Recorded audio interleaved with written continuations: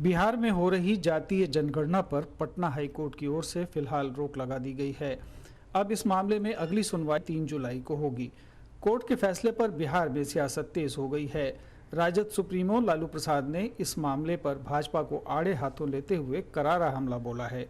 लालू ने ट्वीट करके कहा है कि जातीय जनगणना जनता की मांग है और ये होकर रहेगा। इससे पहले बिहार के डिप्टी सीएम और लालू के छोटे बेटे तेजस्वी यादव ने भी कहा था कि जाति आधारित गणना लोगों के हित के लिए है। ये सर्वे विशेष जाति को लेकर नहीं था, ये तो सबके लिए था।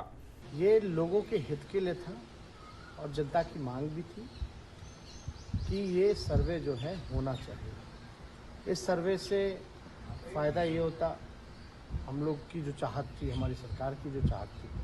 पटना हाईकोर्ट का फैसला आने के बाद से नीतीश सरकार इस मामले पर बैकफुट पर है। लेकिन कोर्ट का फैसला आने से पहले मुख्यमंत्री ने कल पटना में कहा था कि जातीय जनगणना कराने का फैसला सबकी सहमति से लिया गया है। पता नहीं कुछ लोग इसका विरोध क्यों कर रहे हैं। और सभी पार्टी ने मिलकर के तय किया है बिहार में, और क्या होगा उसका नाम तो जाति आधारित जनगणना तो हम लोग नहीं कर सकते। इसलिए हम लोगों ने जाति आधारित गणना की बात की कि हम लोग एक बार कर लें और सब लोगों की राय से भाई एक साथ बैठ के तय हुआ। तो हम लोग तो किसी सबके हित में कर रहे हैं। अब पता नहीं इसका विरोध कैसे हो रहा, हमको समझ में नहीं आता। इस मामले पर मुख्यमंत्री नीतीश कुमार पर हमला बोलते हुए नेता विपक्ष विजय कुमार सिन्हा ने कहा कि भाजपा ने शुरू में जातीय जनगणना का इस आधार पर समर्थन किया था कि ये सबकी सहमति से होगा, लेकिन पहले दिन से ही सरकार की नीयत में खोट था। जब जब लोग नीयत में खोट लाते हैं, नीति को गलत बनाते हैं, जनता की परेशानी बढ़ती है, तो माननीय न्यायालय बेपटरी गाड़ी को पटरी पर लाने के लिए बाध्य करती है कि इसकी पूरी समीक्षा होनी चाहिए।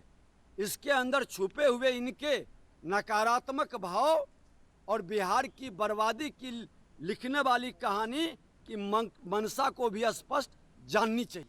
जातिगत गणना को लेकर के नीतीश सरकार का पटना हाईकोर्ट में ये तर्क था कि 1951 से ही सरकार अनुसूचित जाति और अनुसूचित जनजातियों का डेटा प्रकाशित करती है, लेकिन पिछड़े वर्गों के साथ ही अन्य जातियों का आंकड़ा प्रकाशित नहीं किया जाता है।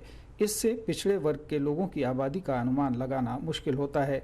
ऐसे में इस जनगणना के आंकड़े सामने आने के बाद सभी वर्गों के लिए कल्याणकारी योजनाएं बनाना आसान होगा। 1990 के दशक के बाद से ही बिहार की सियासत ओबीसी राजनीति के करीब घूमती रही है। ऐसे में चाहे भाजपा हो या फिर जदयू या राजद, सभी जातीय जनगणना पर सहमत थे। लेकिन कोर्ट के इस फैसले से नीतीश सरकार को झटका तो लग ही गया है।